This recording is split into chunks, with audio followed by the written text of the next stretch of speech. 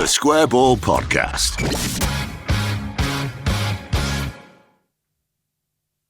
Hello and welcome to the show. It's brought to you with Levi Solicitors, who will give you a 10% discount on your legal fees at levisolicitors.co.uk/the Square Ball. Dan Moylan with you here, along with Michael Normanton and Rob Conlon, as we do propaganda in the wake of the Arsenal game. We'll have a find out what's been said about Leeds United on the internet. TSB Plus members, look out for Propaganda Extra as well in your podcast feed and video on the website. Extra bits of propaganda on top of this. Quick word as well, we've been nominated, shortlisted rather, for Fan Media of the Year Award in the FSA Awards. That's the Football Supporters Association Awards for 2022. It's a public vote, Michael. We love a public vote. We do, because we can ask you all to really go overboard on it. Every device, every bit of Wi-Fi you can get your hands on, get a vote in. We can see, well, if you're watching the video, you can see some that we've won in the past behind Dan here. We have won 3 in the past. One for the fanzine, one for the podcast, and now this is Fan Media because people like Rob have been doing stuff on the blog, and we've got a YouTube channel and stuff. So we're in for that now. So we're up against, I think, Anfield Rap, probably our main competition in that. Yeah, they've got 500,000 followers. So if it does go on followers alone, that's 5 times many of them more than we've got. So we need everybody.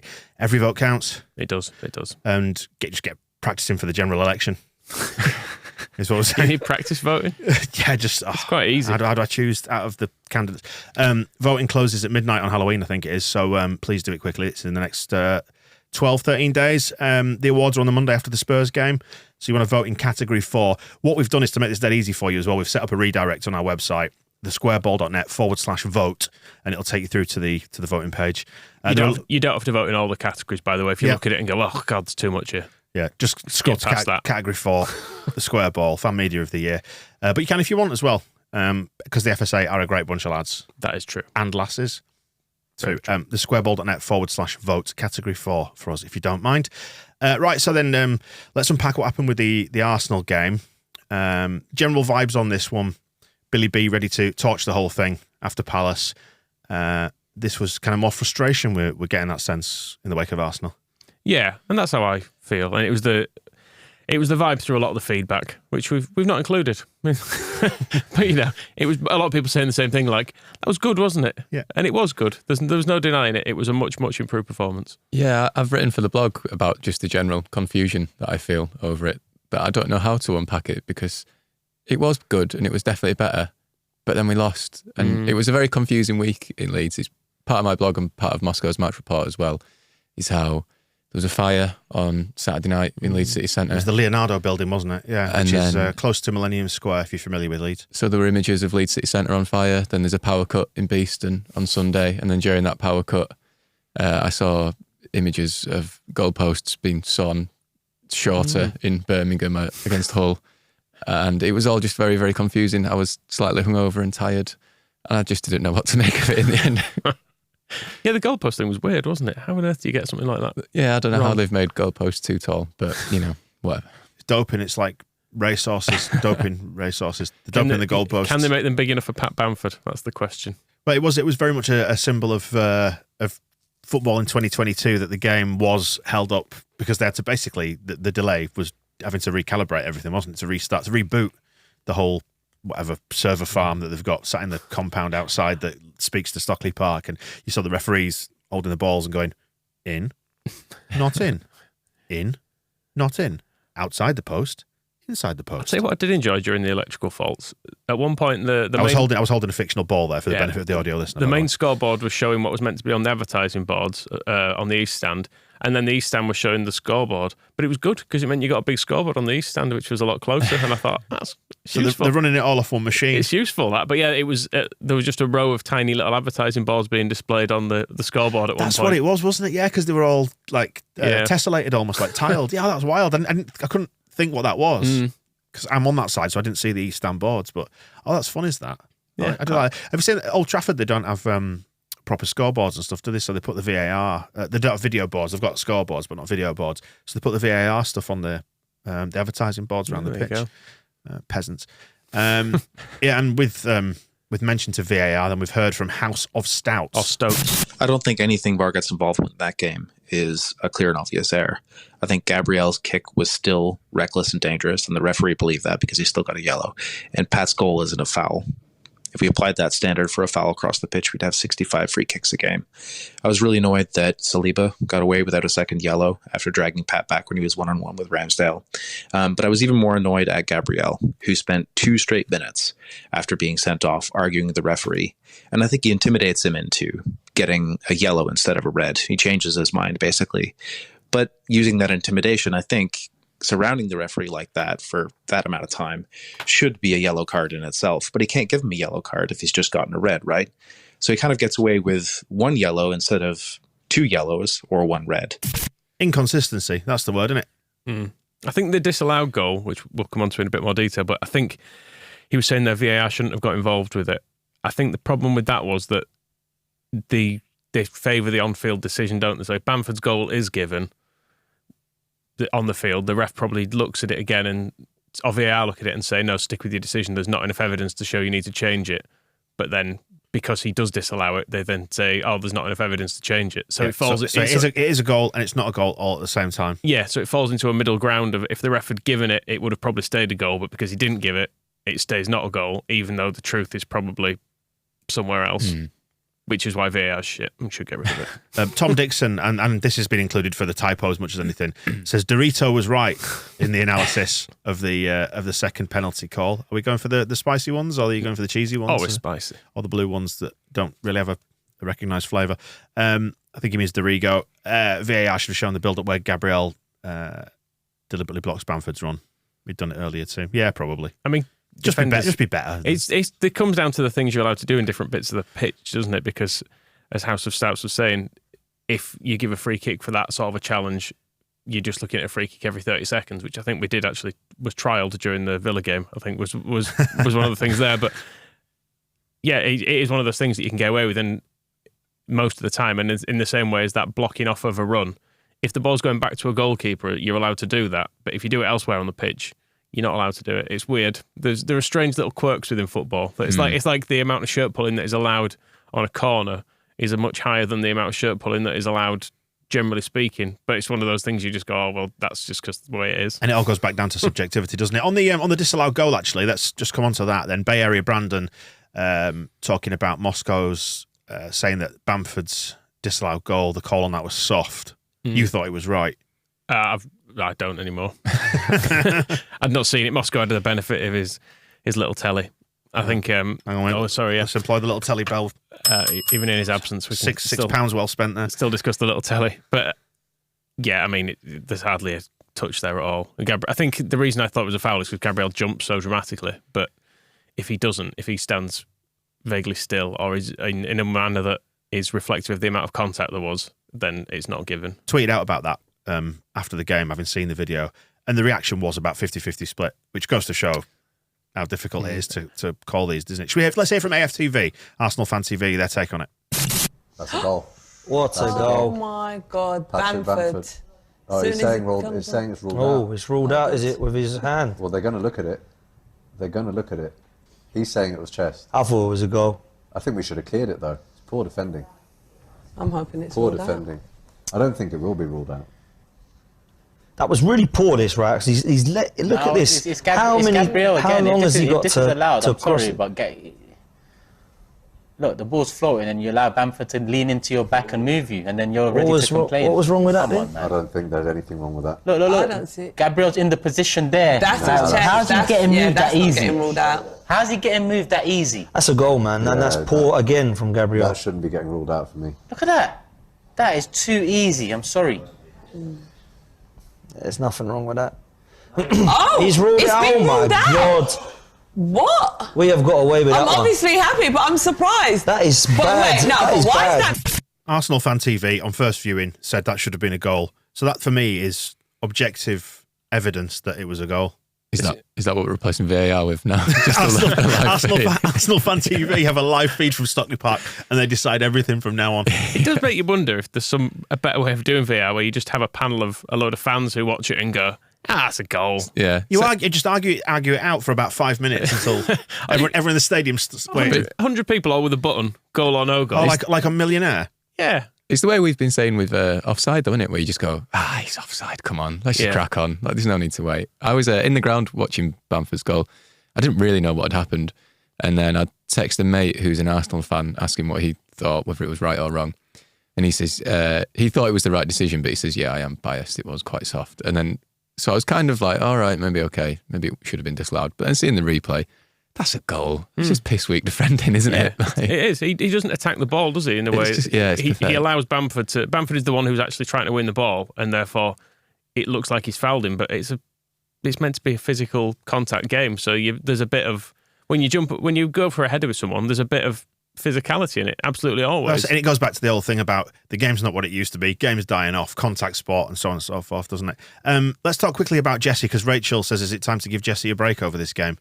Like, he can't make the players make better decisions and missing a penalty and what Rachel describes as poor officiating, and Rachel saying that the game plan was fundamentally sound. I think so too. The question comes next, doesn't it?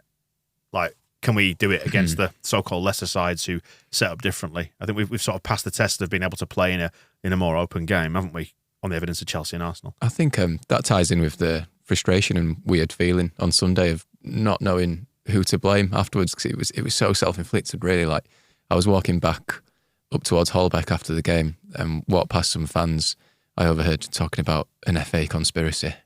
And they were still going on. Yeah, they were saying, well, you know, like, they didn't want Leicester to win the league back in 2016 or whatever it was. And, you know, maybe that's the only way you can explain Rodrigo's pass or Bamford's finishing or Somerville missing that chance.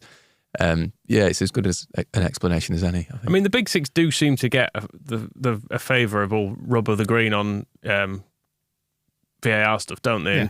And like you saw the Chelsea, I can't remember the player who made the challenge this weekend, but that challenge on the Villa player that was an obvious... Chilwell.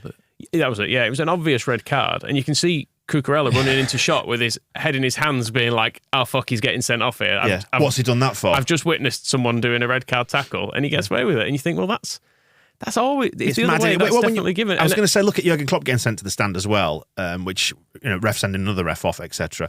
But going back to the Harvey Elliott chance, when Klopp put himself on the pitch and effectively talked the referee into doing something about it, and Strout was sent off, as we know, not on the basis of the tackle, but on the outcome.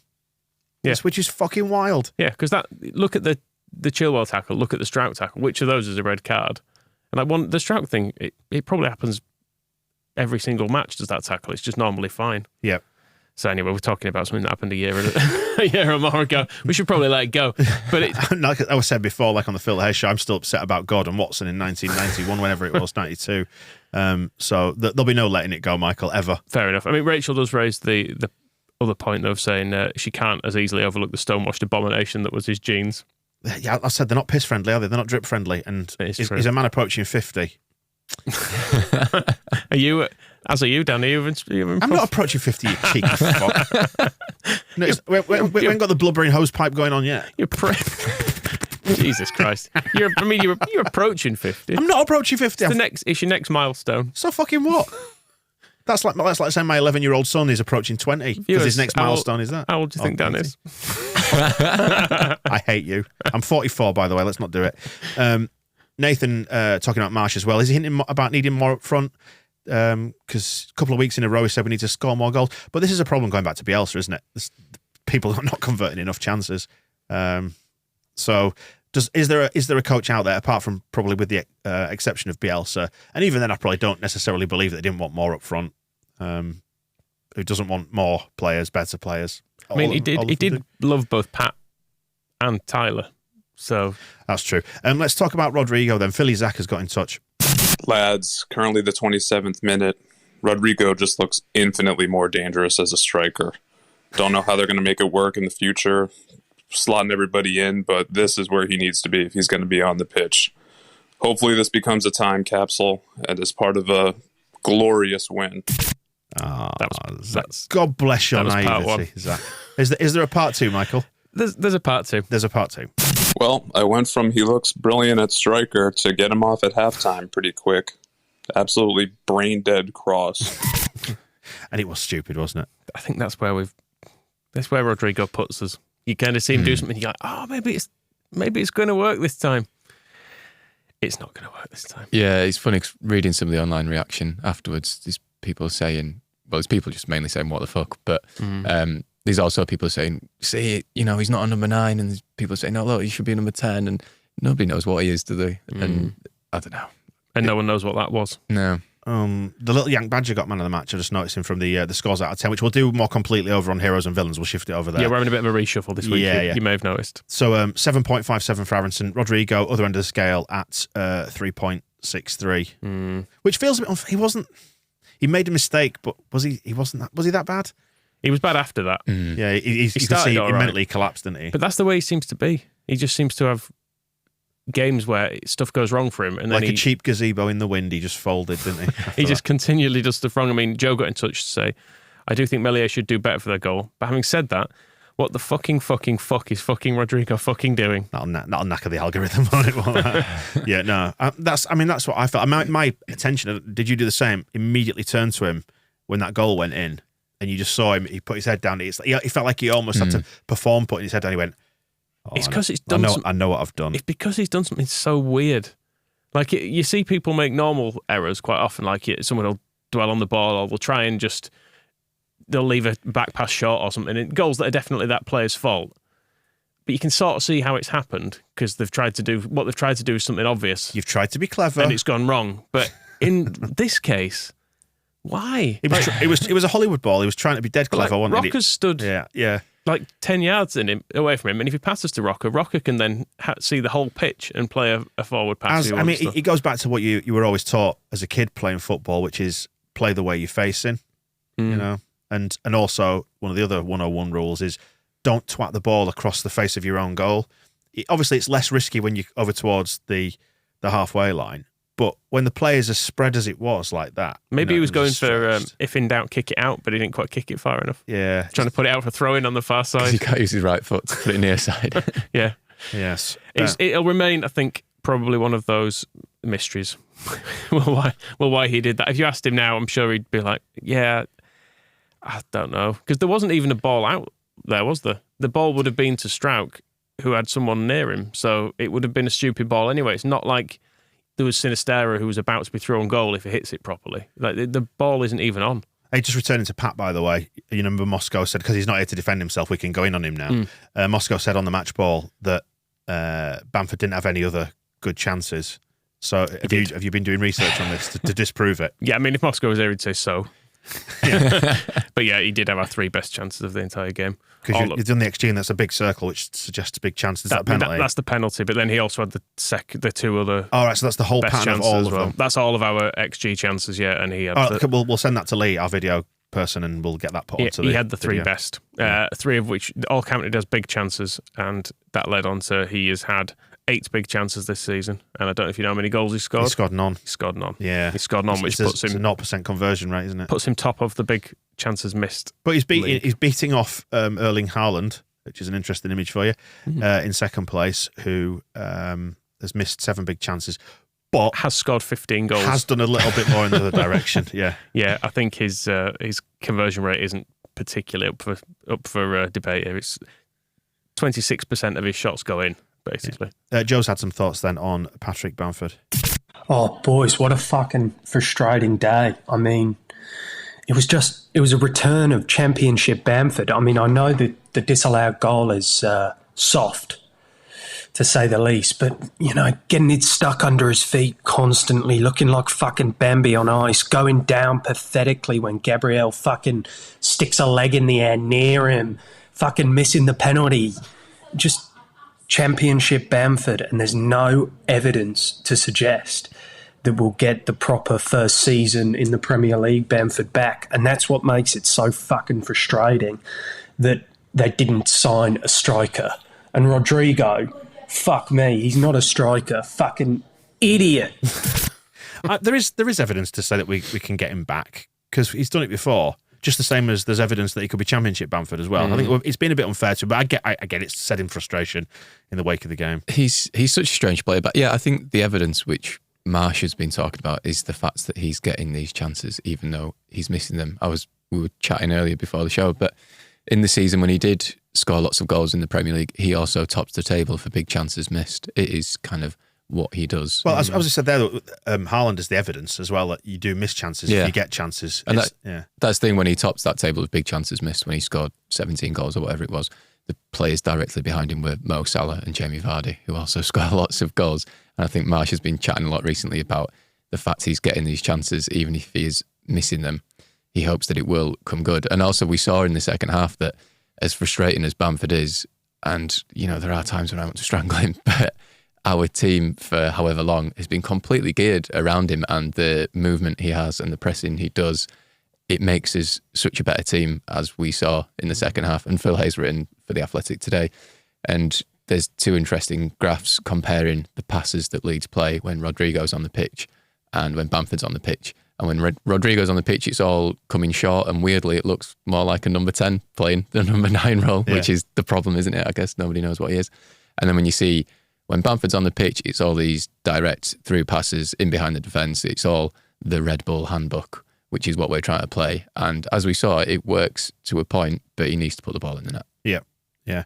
I mean, I got a bit frustrated on the match ball and was like a big baby saying, I just want us to sign a striker. I want everything better now. And yesterday, that I think has been a failing, is that it's not that I want them to bomb Bamford out.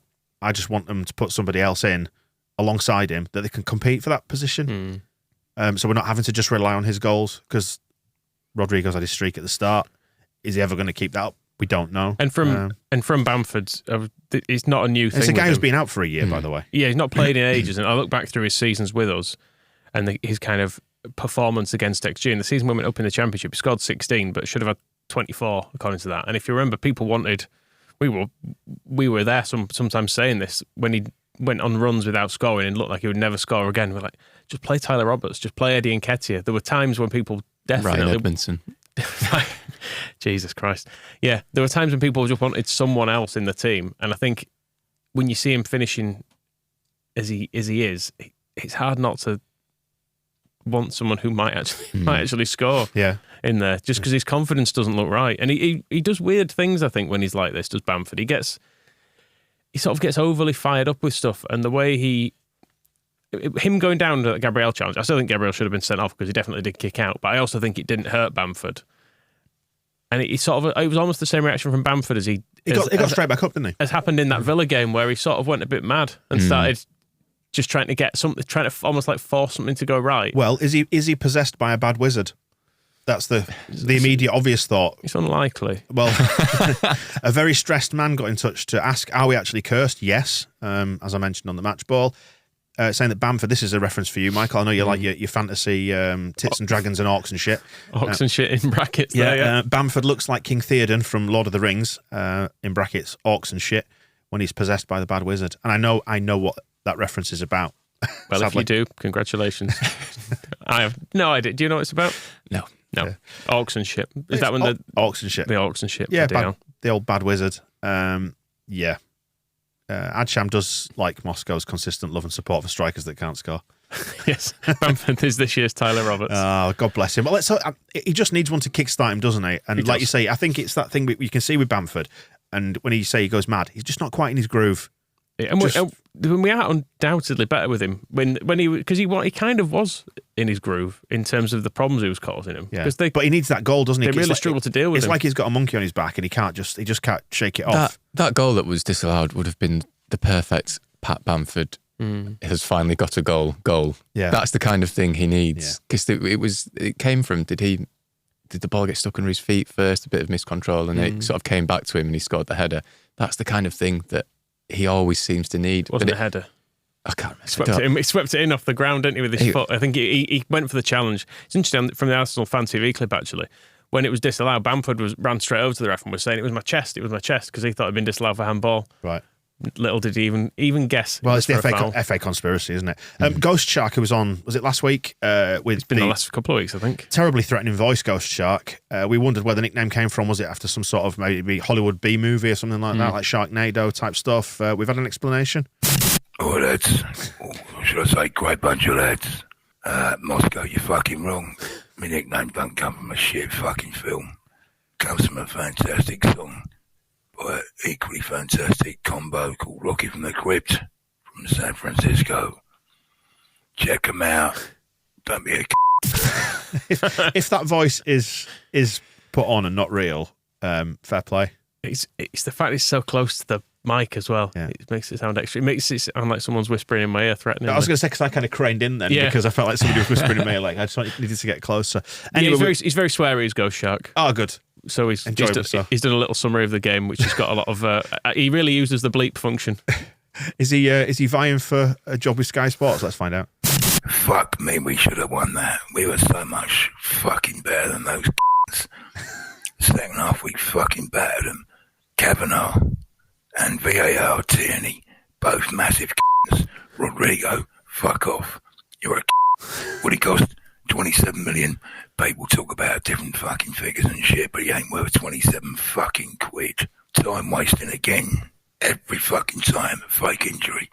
Arteta gabs them round. That didn't even stay in the fucking technical area all fucking game.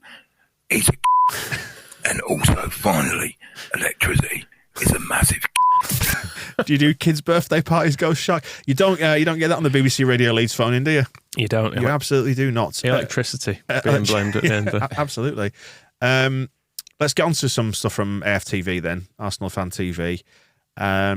Lee the Baldy Millwall ones, similar sort of vibe to Ghost Shark. Yeah. Is that right? Yeah, this is him talking about the power cut actually, but I just think he was right, so I've included this. Do you know what? I'm going to say one thing about that, like, you know, the paying fan as we all are today, like, none of us had a clue what was going on. They didn't even tell us what was going on. We've had to find out from phoning home and things like that, you know what I mean? Felt like E.T., like, phoning home, you know what I mean? Ridiculous. You know what I mean? Like, no one telling us what's going on, like, do you know what I mean? Paying customer. You know, we got trapped in there, didn't have no information. I was quite surprised they didn't let anyone know. We were just there waiting around. Well, exactly, and the only reason we knew it was going to be a 22 kick-off was because people were telling us on phones. I mean, he's right though. It wouldn't have harmed to, because apparently people on TV knew what was going on, and people in the ground didn't. Right, and that is shit. I feel like it's become with VAR stuff as well. That's all much better when you're watching on telly. That all makes more sense because the commentators communicate stuff to you. It feels like it's swung away from people who are actually at the ground being vaguely important. Let me just put this to you then. If they'd come on the PA and said, "Bing bong," just to let you know that electricity's back on, everything's fine, but we now need to reset VAR, Hawkeye, and check that everything's working.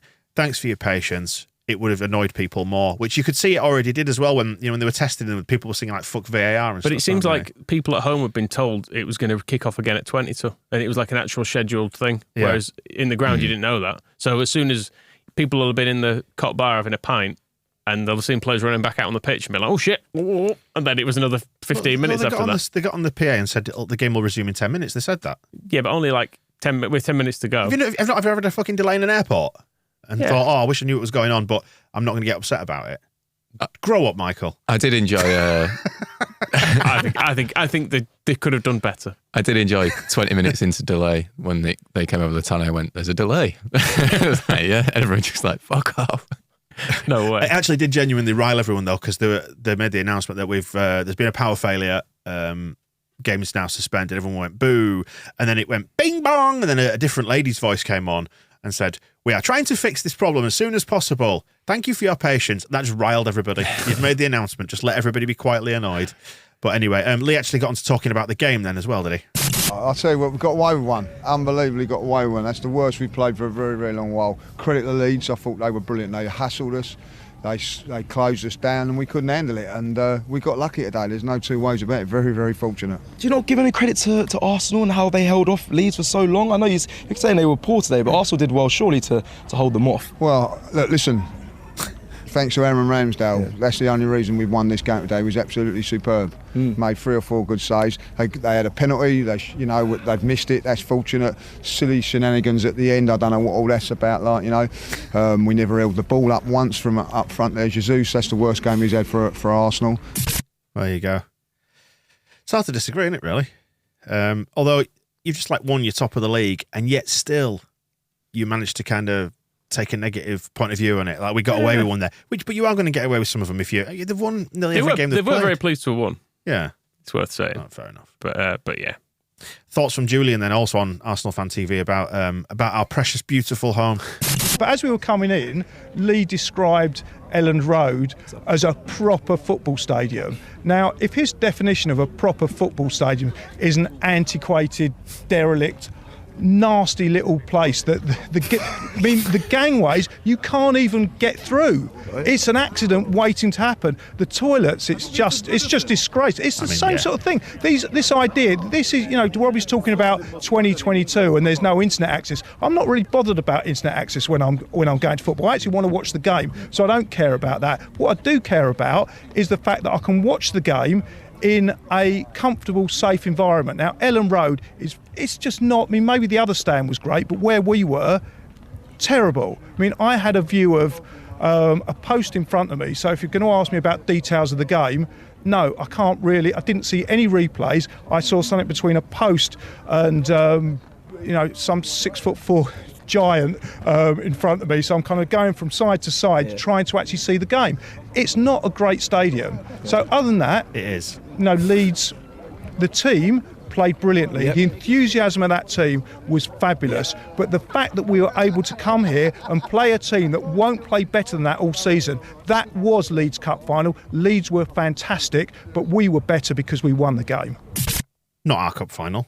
No, but we all turn up to watch Leeds. It's been full every game, hasn't it? It's the same for every game.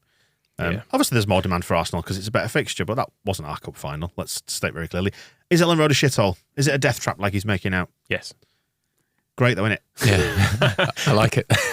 I mean, that bit of the West Stand is because we do occasionally get when we play bigger teams in particular, we'll get Arsenal fans maybe listening to this.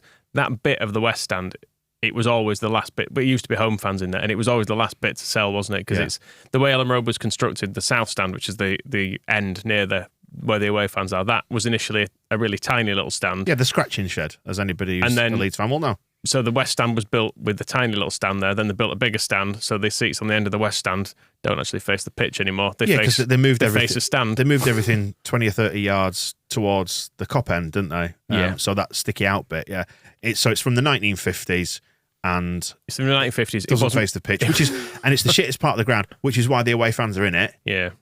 Just be grateful we let you in at all. I think the other bit of the West Stand is nicer. Well, I've been in shite though, innit? The rest of the West Stand. It's still pretty.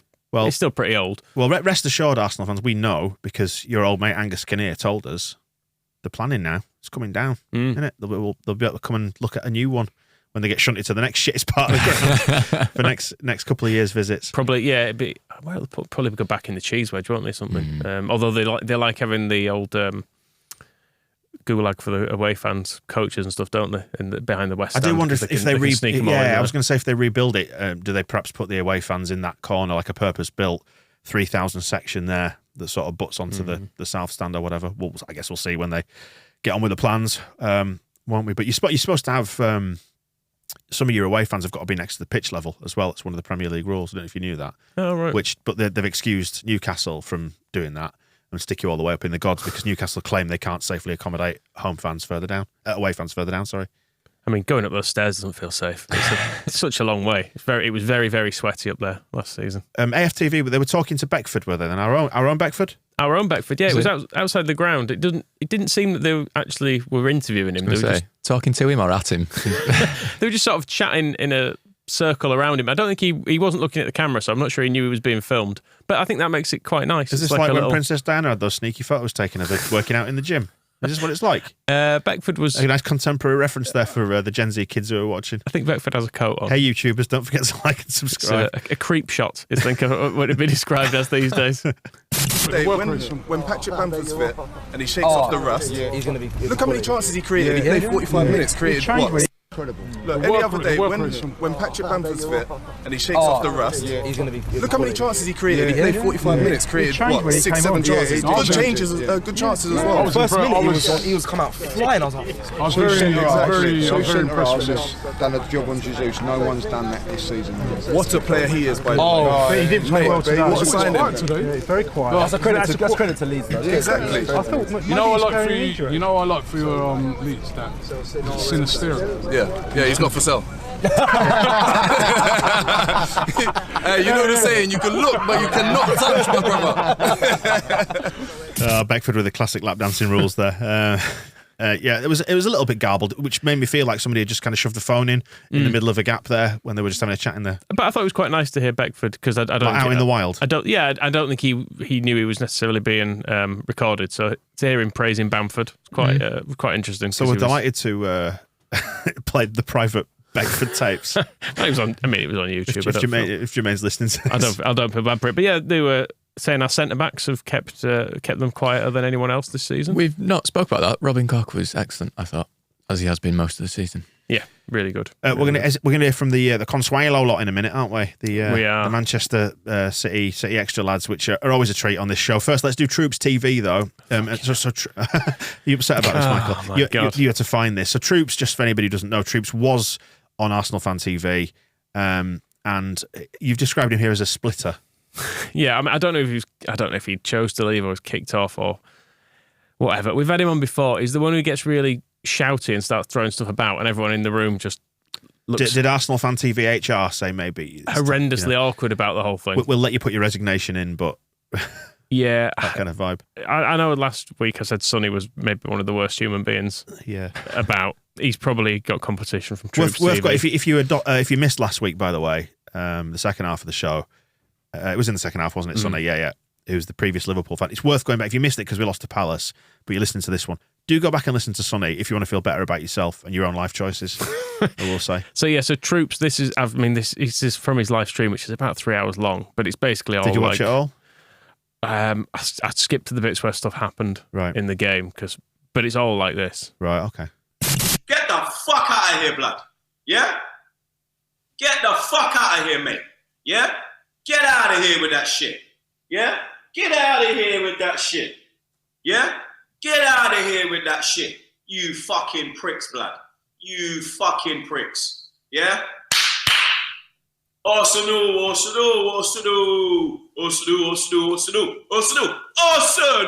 Yeah? Fucking hell. Imagine listening to that. Don't forget to like and subscribe, guys. He says, yeah. What was that? Which part of the game was that? I think that was... Because the fact that during the break. The fact that we don't know. He just does that. He just says like 3 words and then says, yeah, at the end of everything for 3 hours. Don't like it, yeah? Bizarre. Yeah. Great. I can see why Arsenal Fan TV might have moved him on. He seemed quite sane, did Arsenal Fan TV, I have to say. I suppose it's because they're doing well now. But before, it's always been very unhinged, whereas they were even about the disallowed goal, they were like, oh no, that should be a goal. It seemed out of character. I don't know if they've made a conscious choice to get away from maybe people like Troops who just shout and scream and are idiots. But yeah, and also fair play to Arsenal Fan TV, because often when it's a Sunday game, I'm digging around trying to find some of this stuff, like for Palace or whatever. Quite hard to come by stuff. Arsenal Fan TV, straight on there after the game, nicely chopped up into different clips, nicely edited, sound quality's good. Making Michael's job easier for him. Thank you very much, Arsenal. Right, let's do City Extra Consuelo. They lost to Liverpool. And the reason why we're doing this, they're the most Mancunian lads ever, aren't they? They are, bless them. And it's because the person who was at fault for the goal that Mo Salah scored was indeed Cancelo, which has become Moscow's little catchphrase. Here we go. It's so poor and Alisson goes long. Oh no! It's fucking Cancelo again on Salah! Fucking one! It's fucking hell, Cancelo! He's done it again! He did that last time! He always has to do that, bro! Bro, he done him. He cannot play at this ground ever again. He does this so many times. What a ball from Alisson. Fucking hell. Literally, someone in the chat literally just said they're going to go long ball, and they have gone long ball. Cancelo does that. He done that twice last time. Twice. And he's done it again. So poor, man. So poor. Fucking hell. Oh, you've been done, Cancelo, mate. You've been done. You've been done, Cancelo, mate. You've been done. Oh, that mate. stinks. This result fucking stinks. Pep Guardiola, it's fucking your fault with his stupid tactics, man. Why has he started this team? This team. Your stupid tactics. Consuelo. Dear me. You might only lose one game all season. How terrible for you. There's a question for you then, based on that. You know, like Alisson booted it up to Salah, who beat Consuelo for that goal. We don't really do that, do we? We don't ever try and catch anyone on the break like that anymore. I've noticed Melia doing it the opposite quite often, actually. We go from 100 to 70. 100 to 70, yeah. Yeah, you can see sometimes the crowd is a bit like, go on, now go, yeah. But he kind of just goes, no, hang hang on, let's get ourselves set. It's nice that the whole team seemed to have got that message, though. I remember there were times last season when he'd have the crowd screaming at him to roll it out. There'd be Rodrigo screaming at him to roll it out, and then there'd be Llorente screaming at him to just slow down. And poor Melia just looked. I think stop shouting. Llorente was just screaming. Well, yeah. Roll it to me. I've got a horrendously difficult diagonal pass I'm going to try to play, which I'll do right at the very, very last millisecond of available time to me. Let's hear from 11 Yanks then. Yes, this is the guy who did the song when we beat Chelsea. Yeah, it was. I can't remember the tune of it now. It was bad. But I generally don't mind his watch-alongs, actually, because he's fairly. He seems fairly thoughtful. When you look him up, he's done some coaching and stuff. So I think he seems to understand the game. I thought anyway. So here he is bemoaning what Rodrigo did, and offering as a solution to our striking problems, which I'll see what you two think. Rough day for Leeds, making their own mistakes, giving that one to Arsenal. Oh my God. Oh, damn it. It's like, I feel like architects of their own destruction right now, Leeds, because they were playing so well, and Rodrigo, for some bizarre reason, decided to cross-field the ball from the right-hand side, gives it away to Arsenal. Odegaard slips in Saka, and now it's 1-0. What the actual fuck? Come on. Architects of their own destruction here. That was really poor from Rodrigo. What was he thinking? Oh, Lord. Yeah, but you can't do a no-look switch, in the defensive third against a team like Arsenal. He's got me so far, I say, Michael. I'm in full agreement, and there are only 6 seconds left of this clip. It gets worse. Honestly, Leeds should look at Josh Sargent in January if they want a realistic striker option. Really? I mean, I know his whole account is focused on kind of around the US men's national team, and Josh Sargent is part of that, but fucking hell no.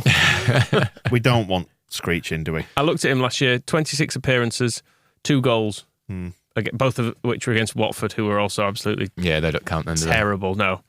So, just like we don't count Rodrigo's goals against Watford and Norwich last season. We've taken on board what you've said. We're just looking at some other options. Well, we've seen... I mean, in fairness, he's doing all right in the Championship, but it's a very different league, isn't it? And we've seen him have a season in the Premier League, and fucking hell, I think there are levels to this game. I think we were hugely confused by him last year. Was my main thing. I was like, what is he? Like, he's not good in the air. He's not fast. He doesn't have a good touch. He looks completely directionless in front of the goal. But apart from that, yes, he's maybe an option. Maybe he's improved. There you go. Then. How old is he? Like 25 or something. Yeah, 30. He's probably not improved, has he? He doesn't look like he started shaving, though, does he? Well, there you go. That wraps up propaganda for this time. There's propaganda extra coming as well for our TSB Plus members. If you do spot anything as well, send it to us, and we can include it in the show as well if you spot clips of mad old shit on the internet. There we go. We'll speak to you soon. The Square Ball Podcast.